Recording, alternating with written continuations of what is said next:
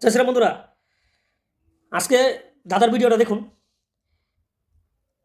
তারপরে কথা বলছি। দেখুন, আপনারা দেখেছেন দীপু দাসের উপরে বাংলাদেশে যে অত্যাচার হয়েছে, আপনারা এর বিরুদ্ধে প্রত্যেকে যারা সনাতনী তারা ঐক্যবদ্ধ হয়ে আগামী দিনে জামাতিদের হাত থেকে পশ্চিমবঙ্গকে, নদিয়াকে রক্ষা করবেন, এই আবেদন আপনাদের কাছে আমি করতে চাই।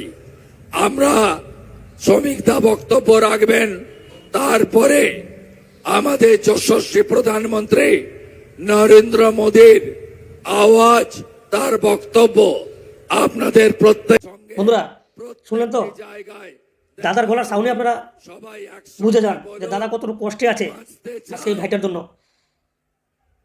26-এ বন্ধুরা বদলও করুন, বদলাও হবে, সব হবে। আজকে কি কেউ নেই? আজকে কোথায় গেল চটি চাটারা? কোথায় গেল ওরা?